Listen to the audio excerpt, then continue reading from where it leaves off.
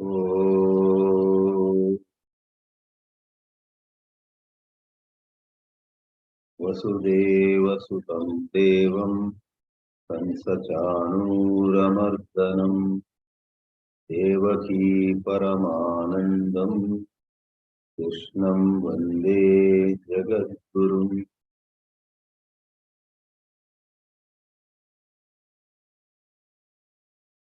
After a break for one Tuesday or Wednesday, we are back now to look at Sri Krishna's teachings as presently given in the 6th chapter.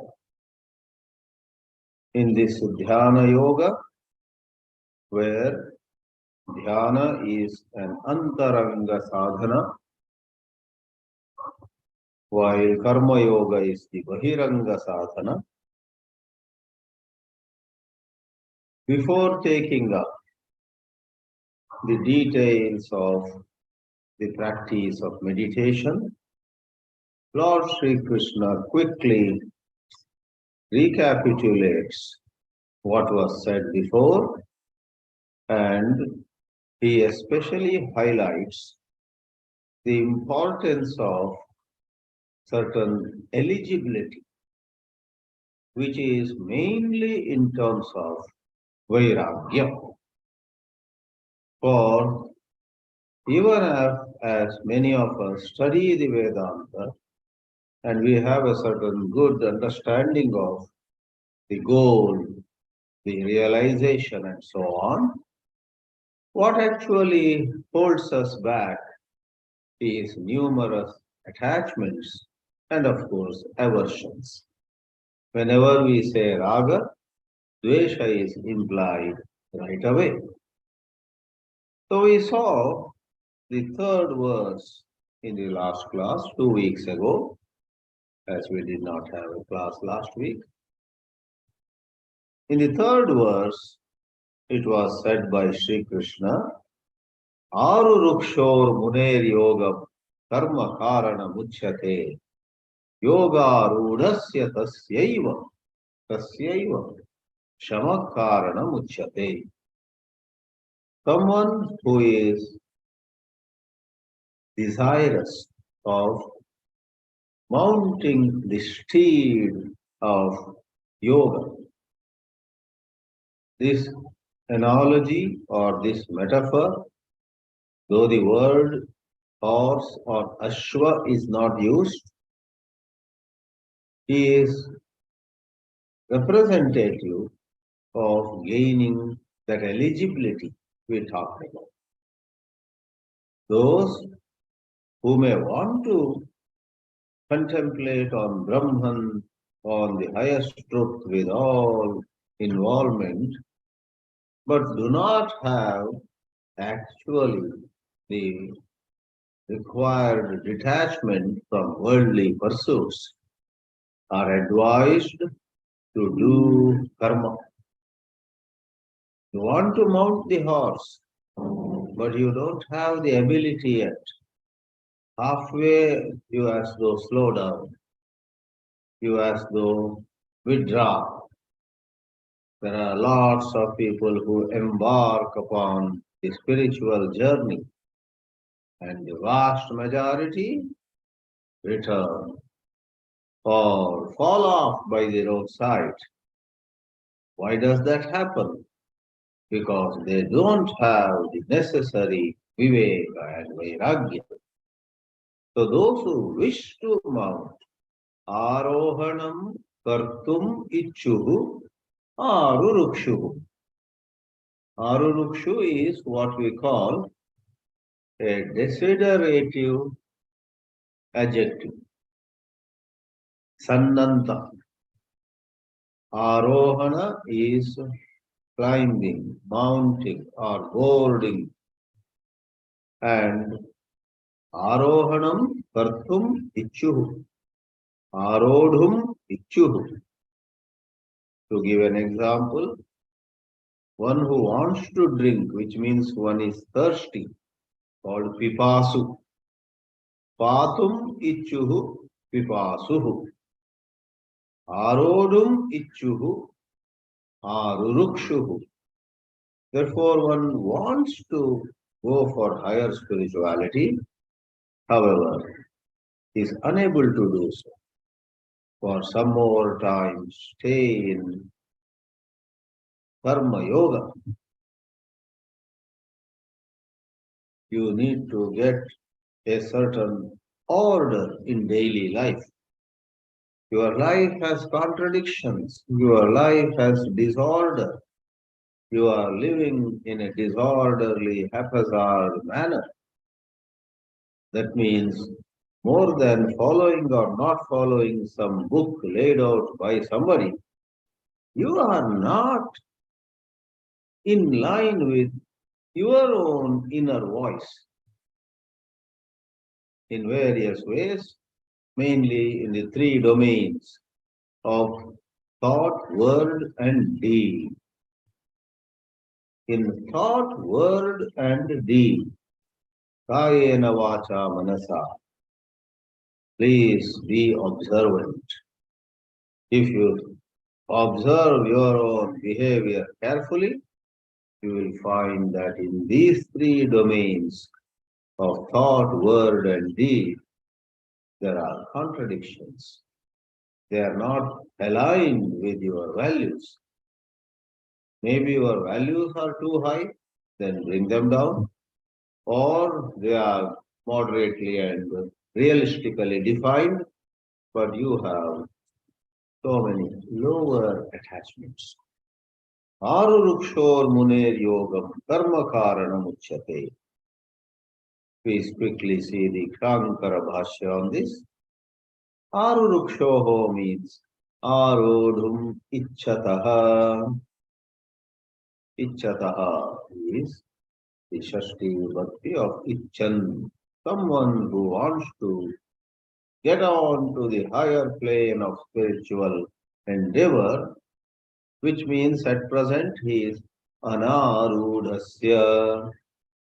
He has not yet got on top of the horse. Madhusudana Saraswati explicitly says the horse here is Vairagya.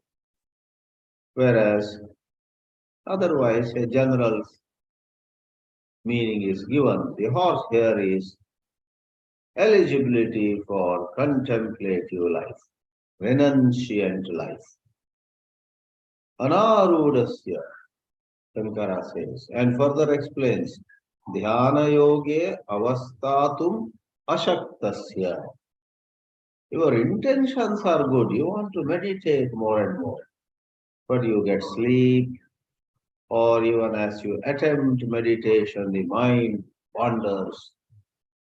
You get great business ideas when you are trying to meditate on Brahman, which says you don't need any more wealth or any other social status. You want to meditate on Brahman, which says you are fine, absolutely, but that is when, because of the attachments, purva vasanas, you get a thought, oh, this is the time I should invest in such and such stocks, some such idea. Then you are dhyana yoge ashaktaha. Kasya arurukshoho munehe. Kasya arurukshoho. Who is this person who wants to go to the higher level? Well, this fellow is called Muni. That means he is quite good in renouncing karma phala. Karma phala sannyasinaha. That means he is a karma yogi. And he has to be in karma yoga for some more time. Tasya arurukshoho munehe karma phala sannyasinaha. Tyartha. Kim arurukshoho. What does he want to board? What does he want to get on to? Yogam. The word yoga, as I already said, is what is represented by a horse in a metaphor not explicitly stated, but the idea of climbing, getting on to, brings the sense of a horse. But what does he want to board literally? No, don't go for the illustration. What does the illustration stand for? Yogam. I said Madhusudana says Vairagyam. I want more Vairagya. I want more steadiness in my keeping away from pursuit of senses, sense objects, sense pleasures. I find myself on an autopilot mode.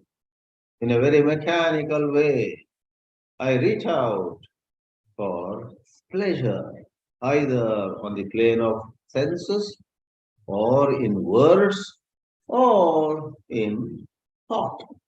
Therefore, we said thought, word, and deed. So, karma karanam uchyate. The word karana here has to be taken, as Adi Shankara says, sadhanam uchyate. That is the spiritual practice being prescribed. Sadhanam. Elsewhere, karana can be the cause. Here, then why is the word karana used? After all, in this context, your spiritual practice becomes the cause of cause of your promotion, your uplift. So it's not a logical analysis of what caused what, etc., but it is a prescription of what you need to do, which can cause your promotion to an able meditator. Karma karanam, Shankara appropriately puts the word. Karanam is sadhanam uchyate. And now, after a while, if this person gets the desirable amount of renunciant spirit, detachment, then he is no more arurukshu. When somebody was thirsty, he was called pipasu. Now he has drunk a whole liter of water or some other drink he has taken. He is no more pipasu, patum ichuhu. He is actually satisfied. So he is pitavan. He is one who has drunk, who has taken water or some other drink. Likewise here, one who has got the necessary vairagya is yoga aruda, one who is comfortably and in a stable manner sitting upon the horse of higher spirituality. Yogarudasya tasya eva. Again to the same person to whom earlier it was advised, work, work, work, without desiring personal gratification, without desiring to project yourself, without desiring to prove to somebody who you are, without desiring to build an image of yourselves. That was your approach before. If you have let go of those desires, then the wonder of wonders is you don't have to do karma anymore. Karma has served its purpose. As Santa Jnaneshwar says in his commentary on the Bhagavad Geetā, Karma Yoga is like a boat. After going across the river, on the other bank, you look back and you say, this boat can now go away. You don't need the boat anymore. But till you reach the other bank of the river, you need the boat.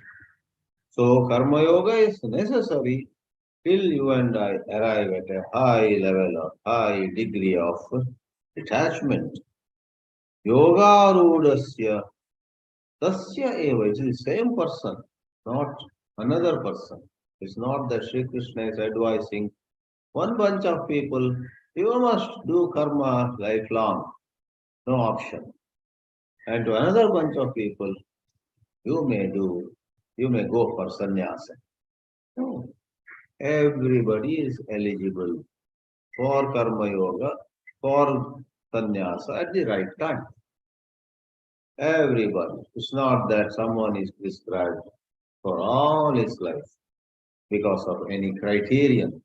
Because you belong to this community, because you are a woman or man, because you are of such color of skin, color of eyes, because you don't know Sanskrit, because whatever criterion you may think of are all given up. You let go of all criteria. The only criteria is certain vivek and vairagya have risen in you. Though a while ago you were not eligible for renunciation and extended meditation, now to you only who was ineligible, no more ineligible. Now you are eligible. Shamaha. And what is Shamaha? Sarva karmabhyaha nivrittihi. Earlier karmasu pravrittihi avipsita. Earlier engagement in work, both Vedika and Laukika, religious and worldly or secular, engagement was warranted. Now for the same person, nivrittihi. You should remember why right at the beginning of his commentary on the Gita, Shankaracharya has said, Vividho hi vedokto dharmaha pravritti lakshanascha nivritti lakshanascha. Those who need to work not only because of outer requirements, but because of the inner requirement of the nature of not being eligible as of now for higher spirituality, pravritti, work is prescribed. Inwardly, one has to learn to do things without emphasizing what one gets. What do I get in it? Will I become richer? Will I get famous? Will I have a better social image and image in my own eyes? Will I have a better image in the eyes of my spouse and children? So we are pursuing grosser things like wealth or subtler things like an image.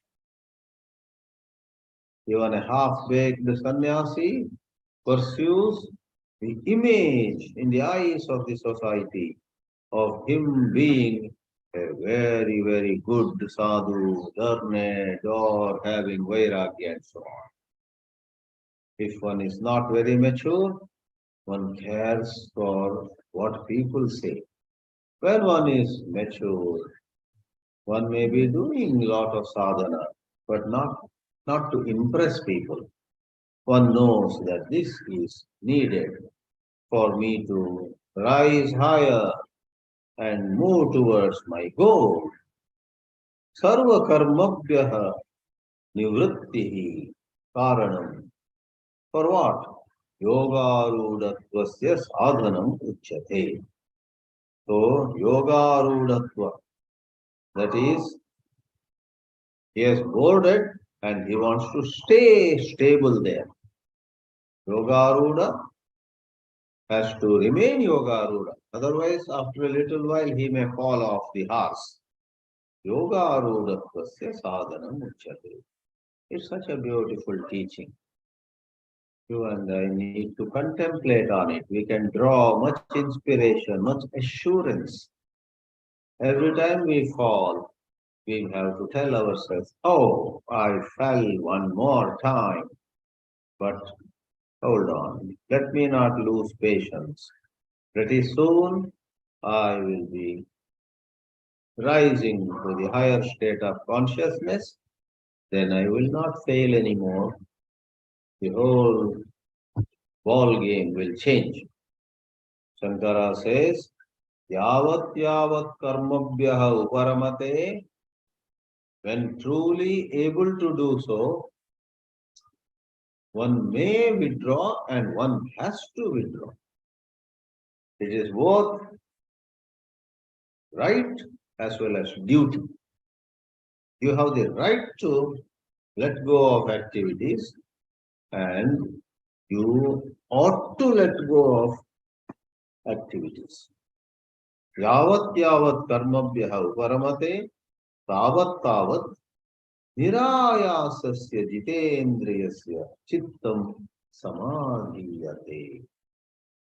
The mind of this jitendriya, somebody who has come upon a higher degree of self-control, nirayasena, more and more easily, more and more spontaneously, without struggle and inner conflict and without part of our mind saying, I want to eat, and part of our mind saying, no, no, don't eat. This getting pulled in two directions.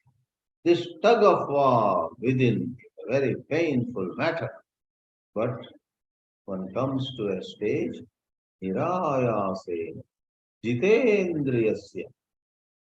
The key is a higher degree of control over the senses. Chittam samadhiyate, gets calm, gets serene.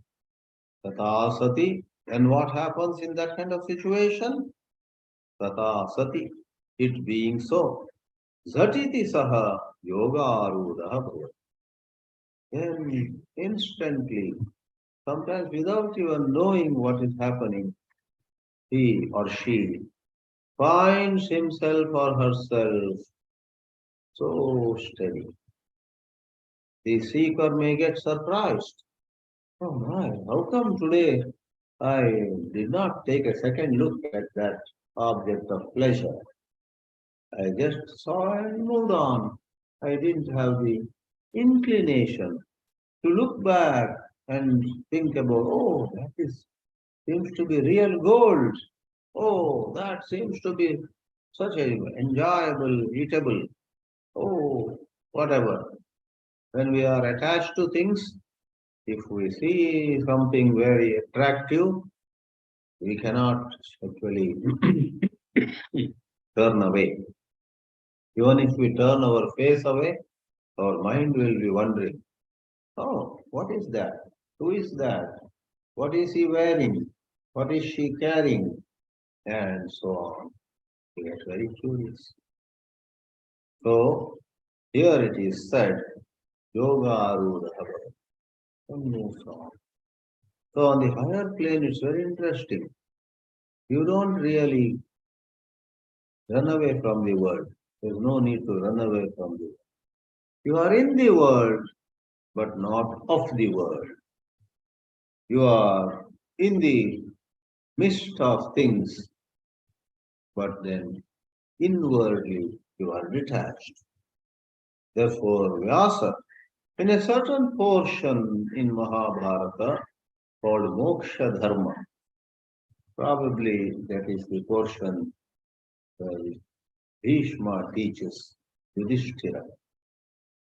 You know, on the Shara Shaya, on the bed made of arrows, Bhishma is lying for the right time to move on. He is Ichcha Marani. The Mahabharata war has come to an end.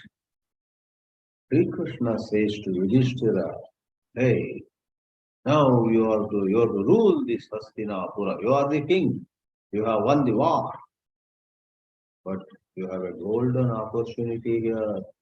Go to Bhishma, who is still alive, and learn from him. Get some tips on how you may run the administration well. Yudhishthira goes to Bhishma, and Bhishma is more than pleased to teach Yudhishthira, instruct him, give him a lot of tips, both on dharma and moksha. Finally, all spirituality is these two. How you may decide rightly and do the right things, the field of doing And then there is the field of seeing, knowing, the field of total liberation. So broadly speaking, all the scriptures are classified into Dharma Shastra and Moksha Shastra. And the portion from which Adi Shankara quotes is those instructions or that session. Apparently, Bhishma taught in two sessions. First he taught Dharma, later he taught Moksha, responding to certain questions of Yudhishthira. So in that portion, Moksha Dharma, the shloka appears. Naitadrisham brahmanasyasti viptam yathai samata satyata cha Sheelam स्थितिर्दंड निधानमार्जवम ततः ततस्थो भरति क्रियाभ्यः. 8 values are instructed here. A Brahmana, that means one who is pursuing Brahma Vidya, one who is interested in contemplation on Brahman, the higher sadhaka, not a karma yogi, but a mumukshu, one who is into the Vedanta study with all preparedness. For such a sadhaka, there is no wealth comparable with this. Etadrisham brahmanasya vittam nasti. Greatest wealth that the advanced spiritual seeker might ask for is not gold and silver, is not pearls and rubies, is not position and recognition. All of them are secondary. What he or she really values is 8 values. Ekata, being able to look at all as one. All of us are one. Vasudhaiva Kutumbakam. Samata, and even though there is diversity, one is equal to all. Satyata, being truthful. Sheelam, of excellent character. These 4. Then the third is Stitihi, greater and greater stability in adhering to higher values. Then there is a word which is a bit difficult to understand for those who may not know the context or may not be exposed to such expression. Danda Nidhanam. I had come across this more than in Geetā Bhāshya. In the commentary, Chandrasekhara Bharati wrote on Viveka Chudam. This shloka was given. And I had difficulty with this word, Danda Nidhanam. What is Danda Nidhanam? So now it is clear. Danda means punishing people, inflicting pain to somebody for some fault he or she has done. Right? So there is some violence involved. But the advanced spiritual say, not everybody's cup of tea. Gandhi wanted all to practice ahimsa, but not even 1% of the people had the maturity to practice the ahimsa that he visualized. Therefore, it's a big subject, what it did to Indians in general. All right, let's not go into that topic. Danda Nidhanam. It's only 1% or less than 1% of humanity are able to let go of even the intention to punish anyone.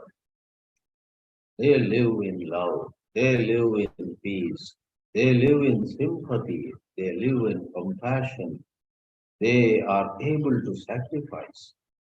Ahimsa can be practiced only by those who can sacrifice even their basic comforts. They have only one coat on a cold winter evening and they see somebody shivering. They take off the one coat that they have and give it to that old man shivering in cold. And they have that physical and emotional strength to bear with the cold, having parted with the only jacket that they had. Then one can be a practitioner of ahimsa. Anyway, Danda Nidhanam therefore is ahimsa. Danda Nidhanam, one of the wonderful translators, Swami Satchidanandendra Saraswati says, not inflicting himsa. Himsa is violence, injury, not to injure anybody. Danda Nidhanam, because Danda means injuring, punishing. Nidhanam means keeping it down. You have a revolver in hand, you put it down. Nidhana. Nidhana is putting it down. Arjavam, straightforwardness, but what is most relevant is the eighth one. Tatas tataha cha uparatihi kriyabhyaha.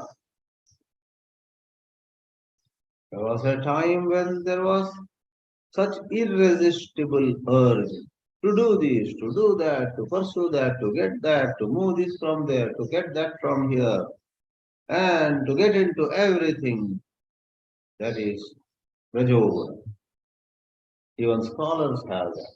They want to translate, they want to write, they want to sing, they want to go on the stage and speak. Why do you want to go and be the speaker? Let some younger people speak today. Even if they call you to the stage, just speak for 2 minutes and give best wishes, blessings to all, and come back gracefully to the audience and sit back in your seat. But the so-called preachers and teachers and preceptors and gurus and swamis and lamas and mullahs and so on, they too have a certain rajoguna. They want to be appointed on various panels because that intellectual urge.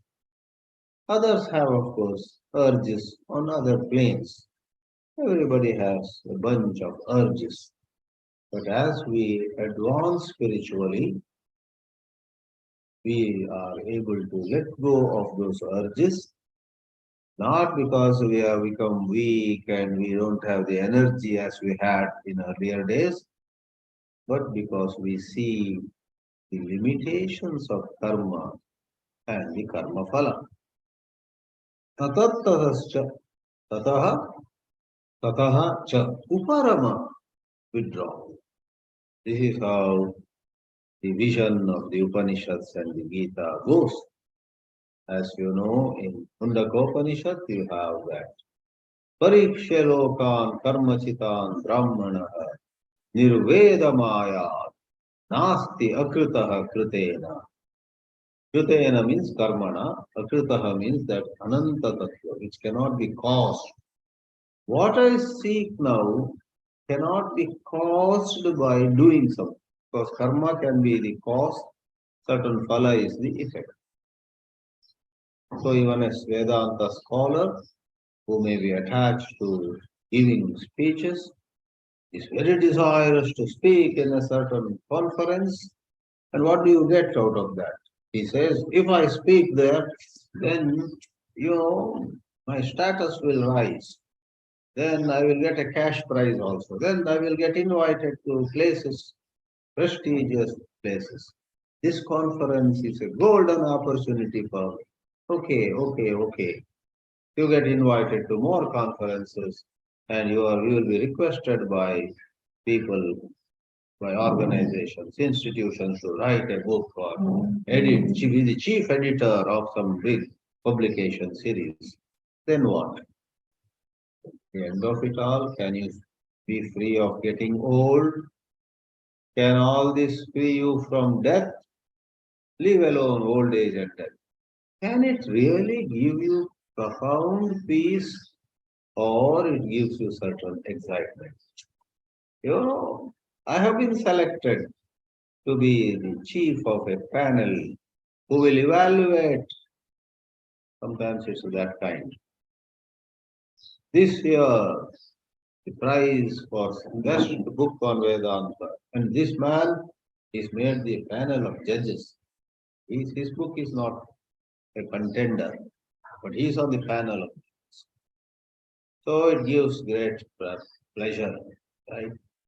But from all these, the man sees, the advanced seeker, the lady sees, this cannot give to me what is by nature infinite.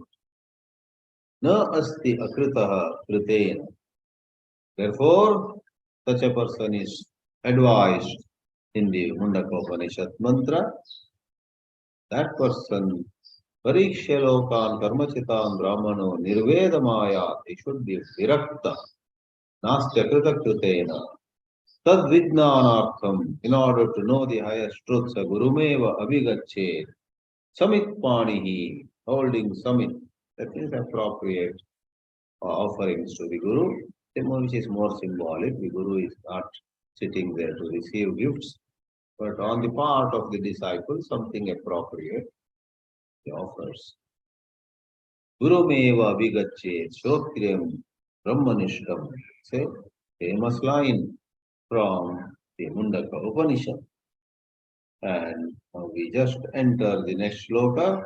Shankaracharya connects us to the next sloka, saying, Ata idani kada yoga rudo bhavati. How do we know someone has attained yoga ruda?